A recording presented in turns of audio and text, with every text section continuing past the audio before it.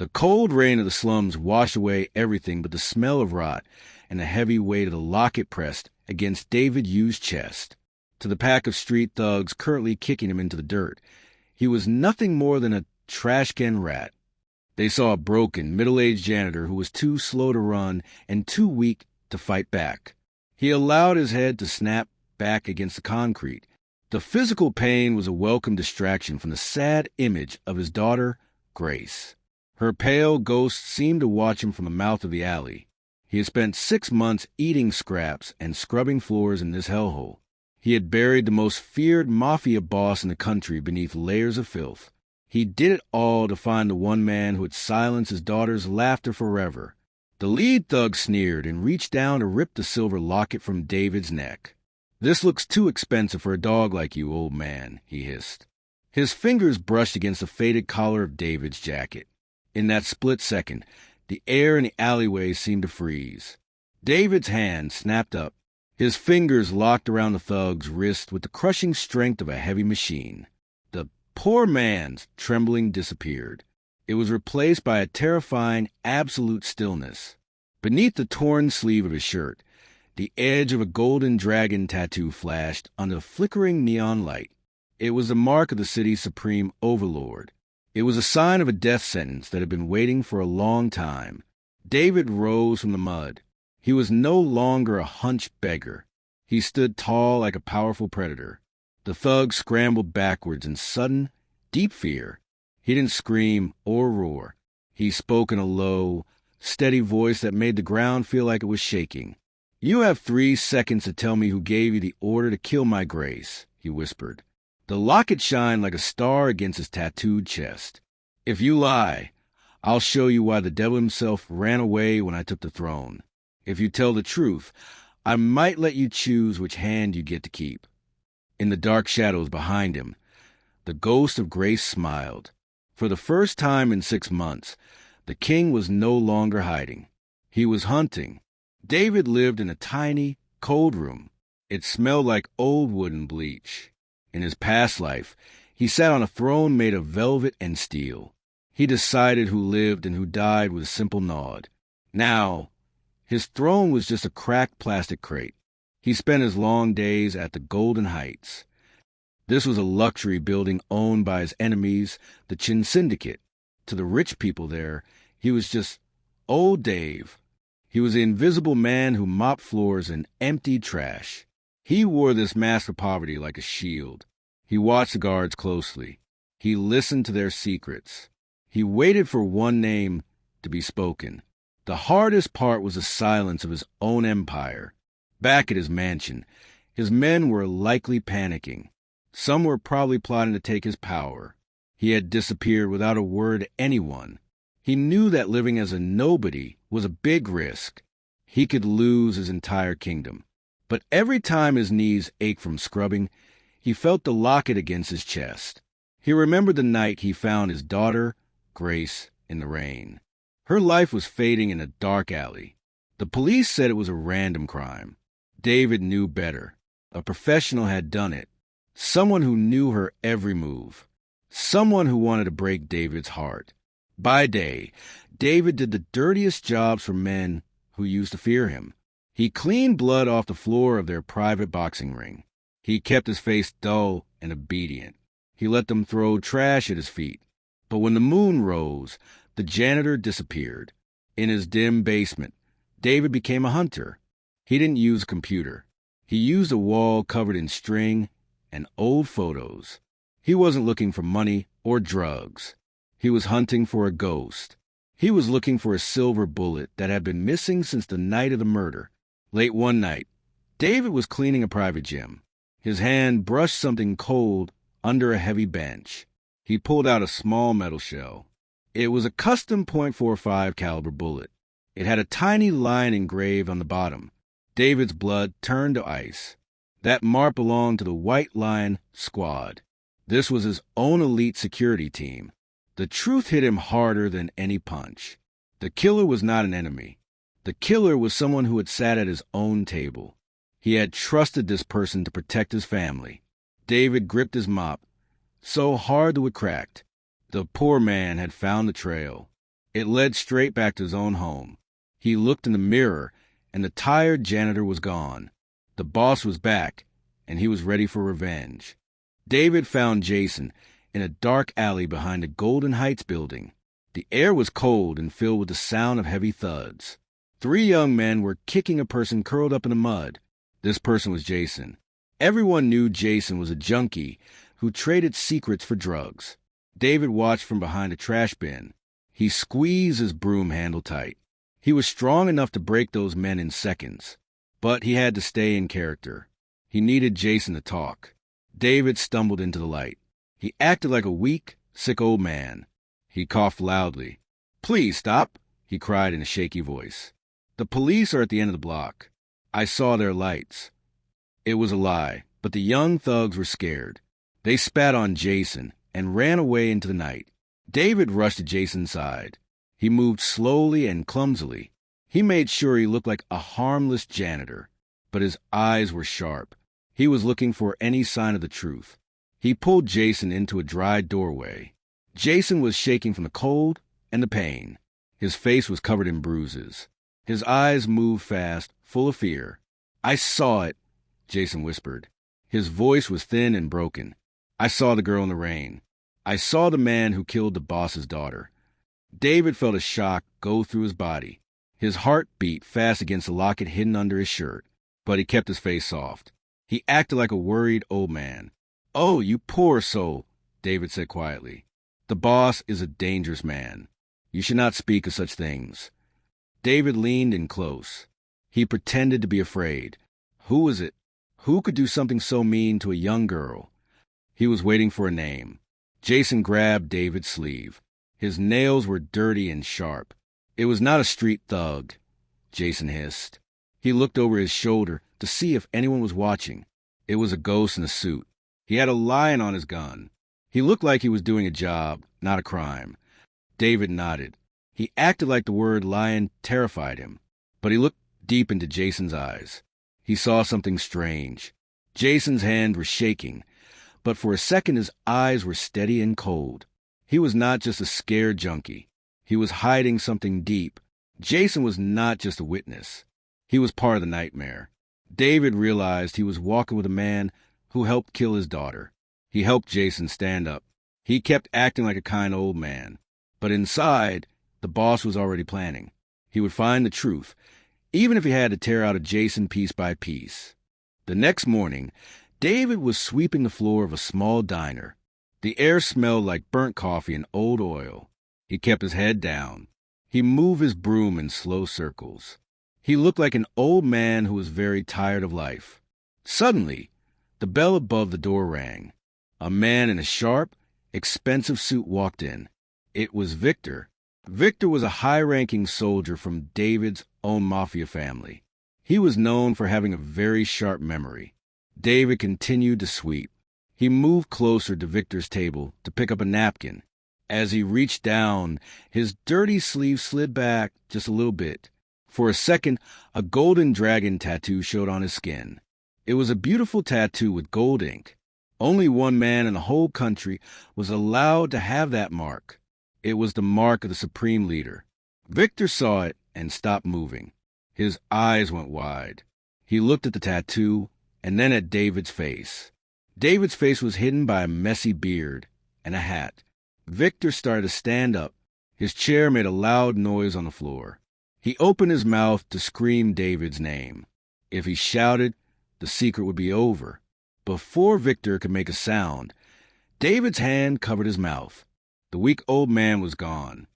David was now as strong as a machine. He leaned in close. His eyes were cold and scary. "Not a word," David whispered. His voice was like a sharp blade. He pushed Victor toward the back door. He moved so fast that no one else in the diner even noticed. In the dark alley, Victor tried to grab his gun. David was faster. He hit a spot on Victor's neck with his hand. Victor's eyes rolled back, and he fell asleep instantly. David caught him before he hit the ground. He hid Victor behind some old wooden boxes. David searched Victor's pockets. He found a secret phone. There was one message on the screen. "The king is dead. Take over the city now. David stared at the phone. His poor man mask was a lie, but the danger was very real. His own people were happy he was gone. They were trying to steal his throne. He looked at his dragon tattoo. He pulled his dirty sleeve back down to hide it. He walked back into the diner and picked up his broom. He had to finish his work. The poor man was a disguise, but it was a disguise that would help him kill the traitors. David went back to the rainy alley. This was the place where Grace died. It was a dark and dirty spot behind an old warehouse. The police had checked it months ago. But David was a better hunter. He knew the ground still held secrets. He got down on his knees in the mud. He moved his hands through the trash and broken glass. He looked like a poor man searching for food, but he was actually looking for a ghost. His fingers hit something hard and cold near a rusty pipe. He pulled it out of the mud. It was a small, heavy object made of silver and gold. It was a custom-made cigar cutter. David wiped the dirt away with his sleeve. His heart stopped. On the side of the cutter, there was a tiny number, 003. This was not a cheap tool. David had ordered only 5 of them in his whole life. He had given them to his 5 most trusted leaders. They were the men who swore to protect him. The truth hit him like a heavy truck. He felt like he could not breathe. This was blue blood evidence. It meant the killer was not a random thief. The killer was family. One of the 5 men he trusted had stood in this very spot. That person had watched Grace cry. That person had pulled the trigger while holding this expensive gift. The betrayal felt like a knife in his back. It was a poison that filled his whole body. David stood up slowly. His legs felt heavy, but his mind was clear. He looked at the cigar cutter in his hand. He knew exactly who owned number 003. It belonged to Marcus. Marcus was his head of operations. He was the man who knew Grace's school schedule perfectly. David squeezed the cutter until his knuckles turned white. He looked up at the dark sky. The ghost of Grace seemed to stand in the rain one last time. He put the cutter in his pocket and walked away. He did not look like a tired janitor anymore. His back was straight. His eyes were full of death. He was not just looking for a killer now. He was going to find every person who helped Marcus. He was going to destroy his own empire piece by piece. The poor man had all the proof he needed. Now, the boss was going to make family pay in blood. David and Jason walked through the thick fog. They went toward an old warehouse near the water. The building belonged to the Chin Syndicate. They were David's biggest rivals. Jason was shaking a lot. He kept pointing at the rusty metal doors. "He is in there," Jason whispered. "The man who killed your daughter. He is meeting with the Chens right now." David looked at the building. It felt like a trap, but he had to know the truth. He gripped his heavy wooden mop handle and followed Jason inside. The warehouse was dark. It smelled like salt and engine oil. Suddenly, bright lights clicked on. David blinked his eyes. He was standing in a circle. 10 men in black suits stepped out from behind big boxes. They were not street kids. They were professional killers. David looked for Jason, but the junkie had already run away into the dark. David knew the truth now. This was not a lead. It was an ambush. The men laughed when they saw David. They saw a dirty old man holding a mop. "Is this the king everyone is afraid of?" the leader asked. He pulled out a sharp knife. "He looks like trash." The 10 men moved in all at once. They thought it would be an easy kill. They were wrong. David did not pull out a gun. He could not show who he really was yet. He stayed in his poor man mask, but he moved as fast as lightning. He swung the heavy mop handle like a staff. He hit the first man in the throat before the man could move. The wood made a loud crack. David ducked under a punch. He used the mop to trip 2 men at the same time. He moved like a shadow. He used their own weight to throw them down. He hit their arms and legs. One by one, the professional killers fell to the floor.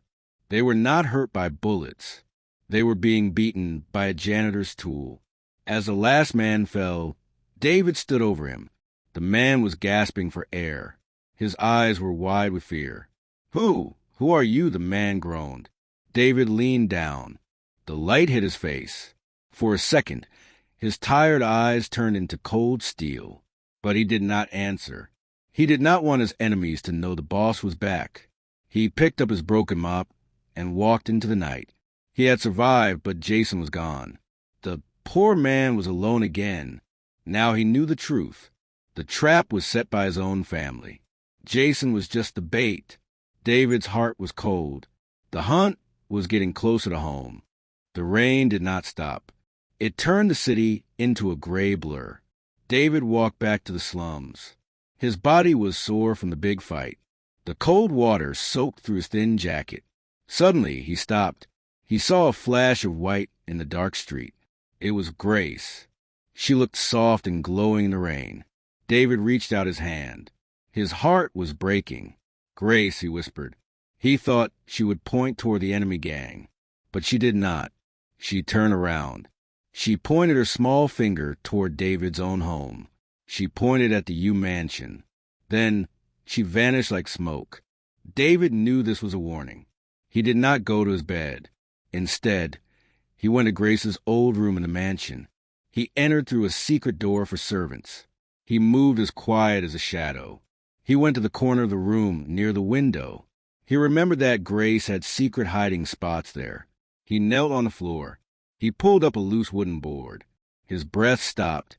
Under the floor, he found a small book with a pink cover.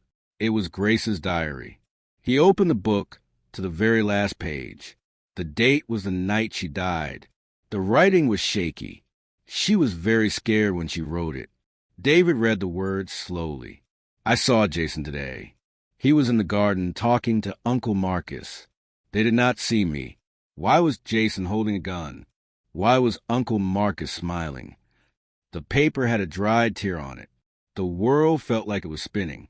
The poor man was gone. Now, David was a father filled with cold anger. He had the last piece of the puzzle. Jason was not just a witness. He was a killer.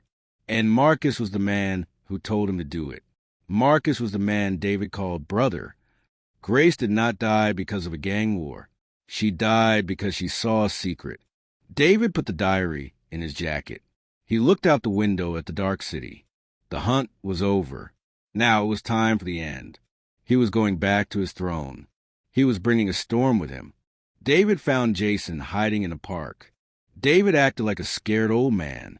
He told Jason they needed to hide from the guards.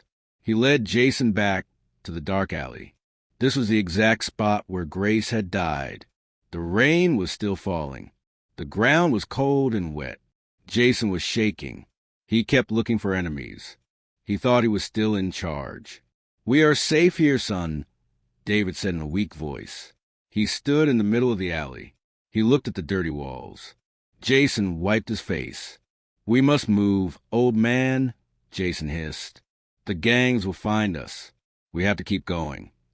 Suddenly, David stopped acting. He stood up very straight. He did not look like a weak janitor anymore. He looked tall and strong. The air felt heavy and scary. He looked at Jason with cold eyes. He did not cough. He did not shake. The alley became very quiet. "Do you remember this place, Jason?" David asked. His voice was not thin anymore. It was a deep, powerful roar. Jason jumped back. His mouth opened wide. "What happened to your voice?" Jason asked. David took a step forward. He was no longer old Dave. He was the boss. "I lived in a basement for 6 months," David said. His words were loud and strong. "I mopped floors. I listened to your lies. You led me into traps. Did you really think I was just a lucky beggar?" David pulled the cigar cutter from his pocket. He showed Jason the number 003. Jason's face turned white. His knees began to shake. "I know it was you," David whispered. His voice was low and scary. "I read the diary. I know Marcus paid you. I have known for an hour that you are the killer." Jason tried to run, but his legs would not move. He finally understood the truth. He had not been leading a victim all week.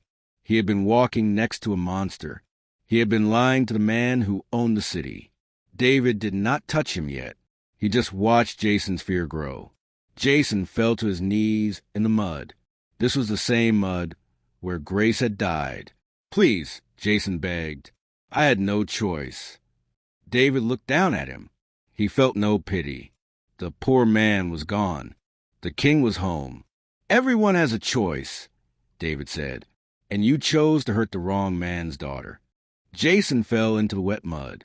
He could not stop crying. David stood over him like a giant stone. "Why?" David roared. The sound was very loud in the small alley. "Why did you kill a child?" Jason covered his face with his hands. He was truly broken now. "It was not for the money." Jason screamed. "I swear, it was not for the money." David grabbed Jason by his shirt. He lifted him up with one strong hand. "Then tell me why," David whispered. His voice was very scary. Jason's eyes were wide and red. "Your brother," Jason gasped. "Marcus told me she was a snitch. He said Grace was talking to the police. He said she was going to send everyone to jail. He told me it was the only way to save the family." David felt like the world had stopped. His hands started to shake. Marcus was his own blood. They had grown up together.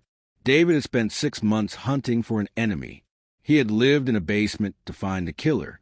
But the enemy had been sitting at his own table. The enemy was his own brother. "She was just a girl," David said. His voice sounded empty. "She did not know anything about the police. She was innocent." Jason cried and nodded his head. "I know that now. After I did it, I looked at her phone. There were no messages to the police. There were only photos of you. Marcus lied to me. He wanted her gone so you would be sad. He wanted you to leave so he could take your throne." The betrayal was complete. It was a sharp pain in David's heart. He had lived as a poor man to find the truth. The truth was that his own brother had killed his daughter. He looked at his hands. They were covered in mud. This was the same mud where Grace had died because of the lie. David let go of Jason. The killer fell back into the water. David did not look at him again. He looked toward the big house on the hill. The lights were on. Marcus was probably sitting in David's chair. He was probably drinking David's wine. The poor man was gone. The sad father was gone. Only the king was left. David turned and began to walk. He was going home to finish this. David stood in the middle of the dark street. He took off his dirty, torn jacket. He took off the old rags he had worn for months. He piled them in a heap on the wet road. He struck a match and dropped it. The fire grew fast. The flames licked at the fabric that smelled of the basement and bleach. The poor man was burning away. In the orange light, the golden dragon tattoo on his chest seemed to move. It looked like it was breathing. Suddenly, the quiet night was filled with the sound of many engines. Long, black SUVs raced around the corner. They lined the street. There were 20 of them. The doors opened at the exact same time. Hundreds of men in dark suits stepped out. These were the soldiers who had remained loyal to the crown. They saw the man standing by the fire. They did not see a janitor. They saw their leader. As one, every man bent his knee. They bowed their heads in the rain. "Welcome back, Supreme Overlord," they shouted. Their voices were like thunder. One soldier walked forward. He held a high-end suit and a heavy case. David dressed quickly. He put on the fine silk and the Italian leather. He opened the case and pulled out a solid gold pistol. It was heavy and cold. It was the symbol of his power. David did not say a word to his men. He simply walked toward the front gates of the mansion. The guards at the gate saw him and froze.